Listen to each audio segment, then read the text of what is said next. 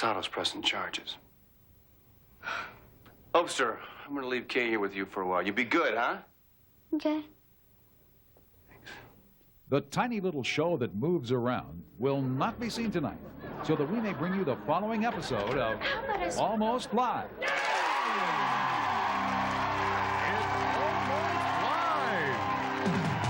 with me, Pat Cashman, Tracy Conway, Bob Nelson, Bill Nye, Bill Stainton, Steve Wilson, and Ed Wyatt, and starring John Keister.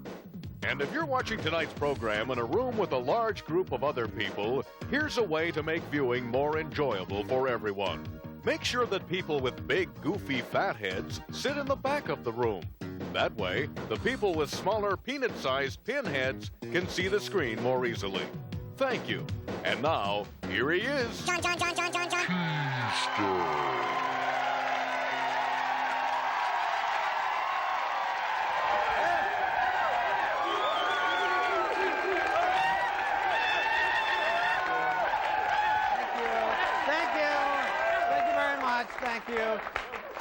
Thank you. Good evening, everybody, and happy Earth Day. Happy Earth Day, everybody. You know, today is Earth Day, probably the most festive holiday of the year. Everyone's out exchanging dirt bouquets, and little boys and girls are dressed up as compost. I love it. I love it. There's a big Earth Day celebration over at the Seattle Center right now, and I hope they get everything swept up by Tuesday, because that's the big 30th anniversary of the Seattle World's Fair. Century 21. That was the big theme. They built the Space Needle back then to look like a building of the future from the best source of information they had at the time, the Jetsons, which is right. That's good. I was just a little kid when I went to the fair, but I do remember a few of the things that they promised we would have in the future. Picture phones. I think they've promised picture phones pretty much at every World's Fair since the 30s, and we've never got them. We never get them. Actually, they have the technology today, but the phone sex industry is fighting it because they don't want people to see who they're really talking to. Business, go down the toilet right away. They said we'd have high-speed monorails all over the city and linking our city with others all over the world. Well, let's see, in 1962, the monorail went from the base of the Space Needle to Olive Street downtown. And today, 30 years later, they've added on another block. So I guess that's a start, you know. Tang had just become available at the time of the fair. Do you remember? Yeah, Tang, right? The astronauts, they drank Tang. We all remember that. Still, I guess it's still primarily used by astronauts. Tang is. It's the astronaut drink. They also said we'd have moving sidewalks, which I guess that turned out to be impractical, although it would have solved the transient problem. Would have solved that. You just don't want to be down the sidewalk from Pioneer Square, which would be a problem there. Well, as part of the celebration this week, they're opening up a time capsule that's got a list of predictions that fairgoers wrote in 1962. They tried to imagine what things would be like in 30 years into the future, predictions for the distant year of 1992. And we got a first look at that list. We thought we'd share it with you. For example, for the year 1992, they predicted it'll be possible to travel to Spokane in 5 minutes, but no one will. Frederick & Nelson's will be the most successful department store in America, with stores in all 50 states. Yeah, they got that one right. They predicted that the toys in Cracker Jacks are going to be really crappy. They predicted that a man without hair will become a minor celebrity by hosting his own show, but will soon succumb to the effects of alcohol, dying penniless and alone. My mom wrote that one, as a matter of fact. Boeing will invent a time travel machine so lunch breaks can last for 2 weeks. They're close. A great city full of culture will arise in the valley north of Auburn and will live up to its English namesake, Kent. Another one, they were dead on that one. Also, they predicted in 1992 someone will be throwing up at the Blue Moon Tavern. And finally, there'll be a slowdown in the rent and S-curves. Well, those were the predictions.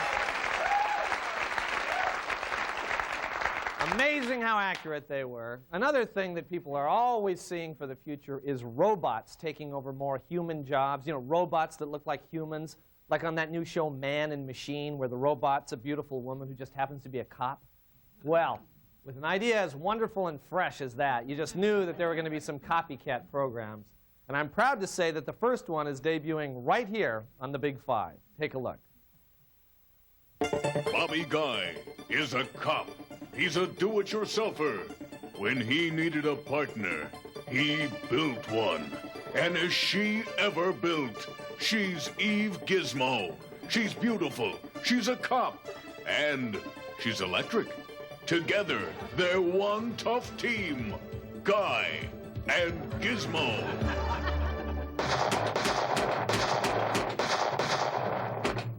They're moving to the other room. Let's go get her. Wait, we gotta unplug her.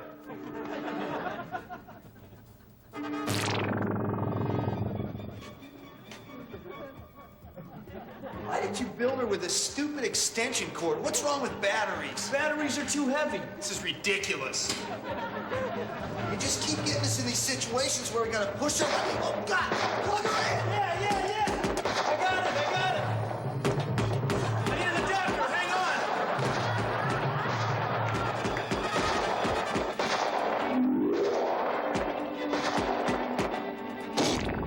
What happened? on. We blew a circuit breaker. Hang on a second. Okay. Come on, let's get them. They're long gone. Listen, I'll see you back at the station. Oh, come on, they couldn't have gotten far. Let's go get them. Come on, we can take my car. Okay, Eve, let's head for their hideout. Let's go.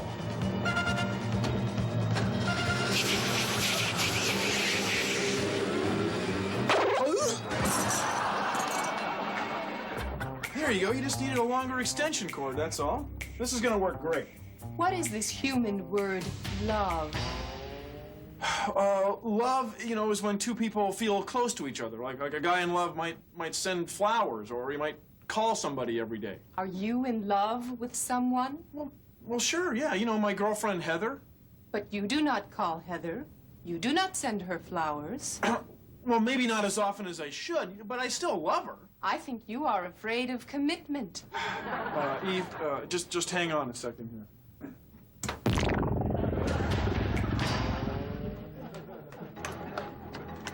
That's the house, Eve. You ready? Oh man. I gotta get her some wheels. All right, so how much did he give you? This looks like about $200. He's holding out on us. What the heck was that?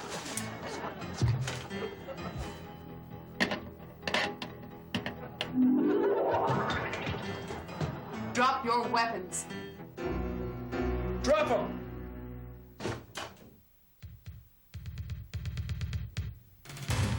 Clapper. Clap on.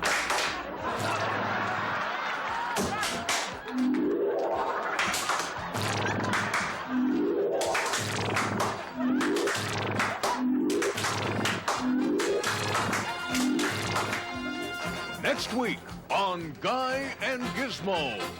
Another bus screwed up! How many times is this gonna happen, Bobby? I've got the commissioner on my butt. What are you gonna do about it? It's all taken care of, Chief. She'll never run out of electricity again. Here. See? Oh, dang it, get her! Come on, Eve!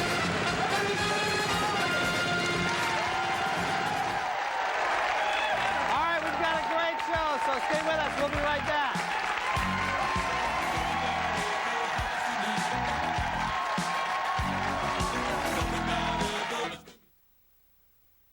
Welcome to the Almost Live Community Calendar. Here's what's happening this week. This Tuesday, Bothell will be holding its 15th annual Bring Back Kojak protest rally. On Wednesday in Richland, the Hanford Kennel Club will hold their annual Mutant Eight-Legged Dog Show. And next weekend at the University of Washington, the Interfraternity Council presents the Drink, Dance, and Puke-a-thon for Charity. This has been the Almost Live Community Calendar.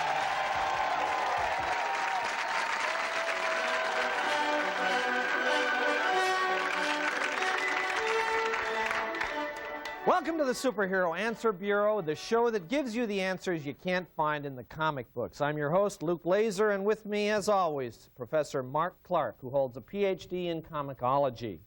Now, we're going to begin tonight with a discussion of the sexuality of superheroes. Now, this is a subject that's only hinted at in the comics, yet it's an area of great interest, at least it is to me, which brings us to the first letter that we received, first question, Dear Superhero Answer Bureau. Now, if Superman became sexually aroused, wouldn't his pants break?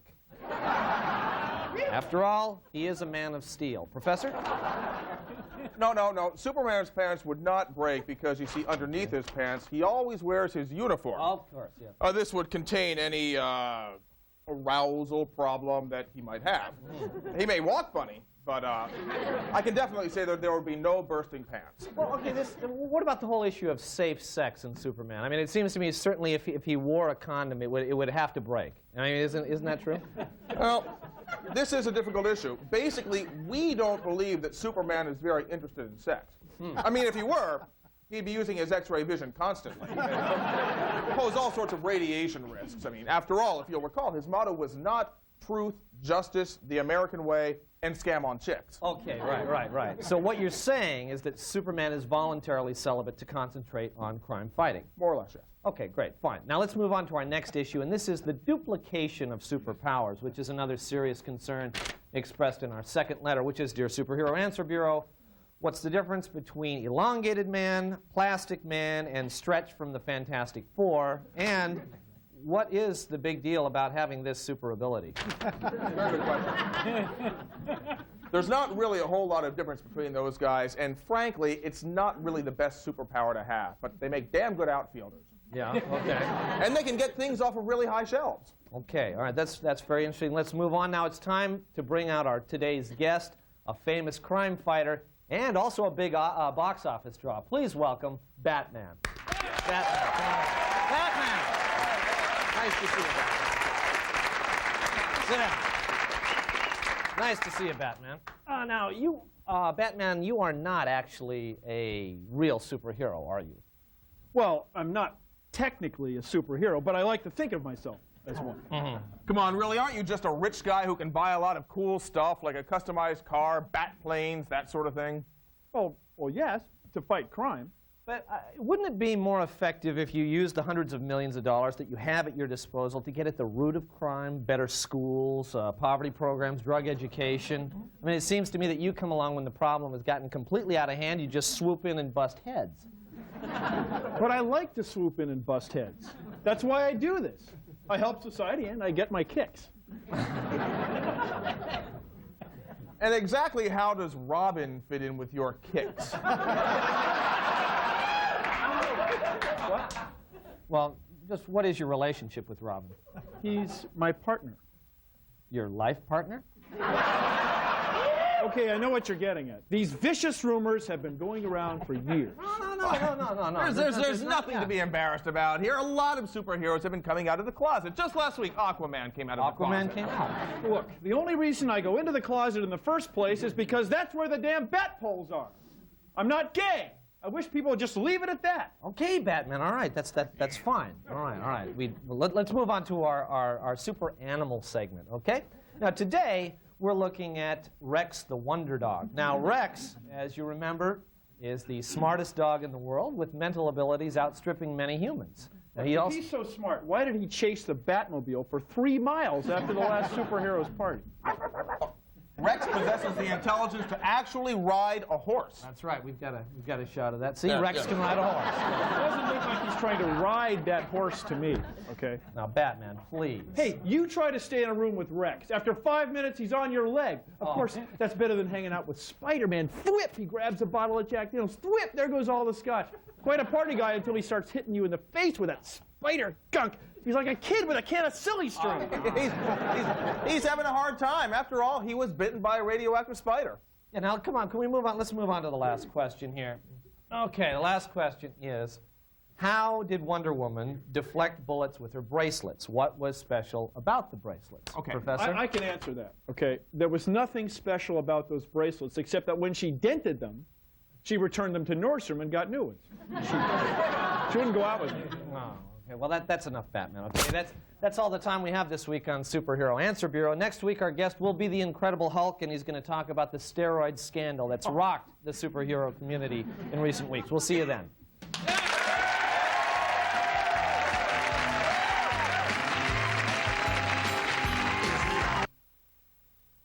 Welcome to the Almost Live Community Calendar. Here's what's happening this week. This Thursday at Mercer Island High School, it's the semi-annual Look at the Car My Daddy Bought Me auto show. Tuesday afternoon, the Des Moines Police Department will be holding tryouts for civilians who would like to be prostitute sting decoys. And all this week in Longview, it's Downtown Happy Days. Everyone is invited to get liquored up and shoot off some guns. This has been the Almost Live Community Calendar. I'll trade you 2 Michael Milken for 1 Leona Helmsley. No way. Come on, he stole $100 million. All she did was forget to pay her taxes. No way. Hey, I'll even throw in a Charles Keating. Okay. Kids, adults, everybody is gonna love our new set of collector's trading cards. Fallen stars of the 80s. Donald Trump, John Gotti, Michael Milken, Charles Keating. They're all here in living color, ready to be collected or traded. When the economy boomed, they were the gods who rose to the top. But when reality hit, people realized what idiots they were, and they fell hard. As a special bonus, we'll throw in Ronald Reagan. He's not in jail, but he just kind of fits in. When you've collected the entire set, you'll want to pick up the Sleazy Evangelist series. Jimmy Swaggart, Jim and Tammy Baker, Robert Tilton. Forget about the NBA and Major League Baseball. Check out Fallen Stars of the 80s today.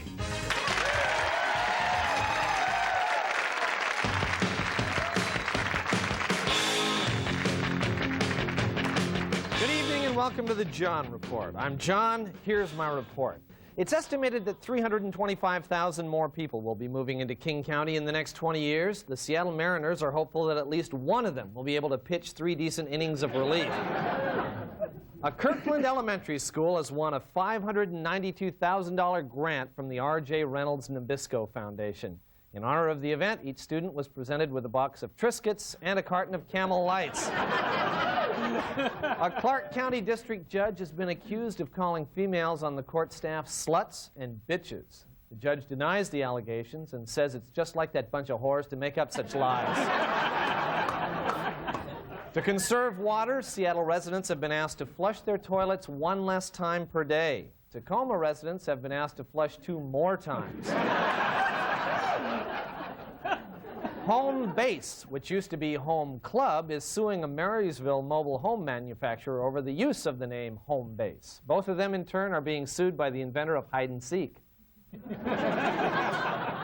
People who have questions about chemical spraying for the Asian gypsy moth can call 1-800-443-MOTH. There's also a 1-900 number if you want to hear a moth's sexual fantasy.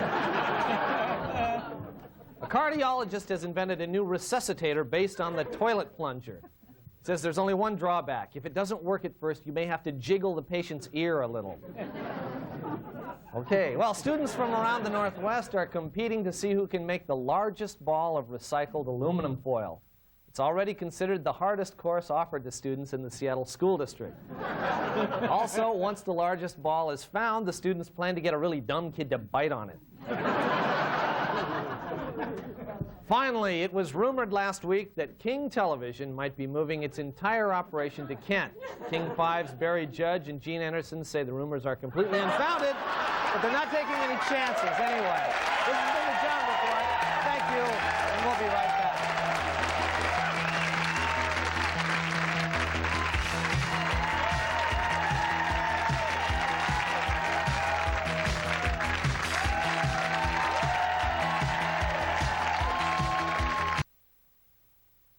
Welcome to the Almost Live Community Calendar. Here's what's happening this week. Bob's Magazine Boutique in Kent has canceled its Monday night poetry series due to a management change. In its place, the new owners are pleased to introduce Beat the Crap Out of Bob Night. This Thursday in Yelm, There will be a seminar on discovering your past lives. The seminar will be repeated on Wednesday, June 13th, 1488. And in Federal Way on Friday, Wild Waves Water Park lifeguards will offer professional tips on the best places on the slide to watch girls lose their bikini tops. This has been the Almost Live Community Calendar. Oh, we're back. Well, I'm afraid that's all the time we have tonight, but I want you to please join us next week when we're going to present another episode of Seattle's favorite good-mannered crime fighter, Billy Kwan. So stay with us next week, that is. I'll see you then. Bye-bye.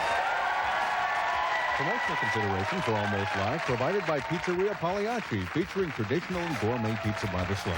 Pizzeria Pagliacci, rated Seattle's best pizza.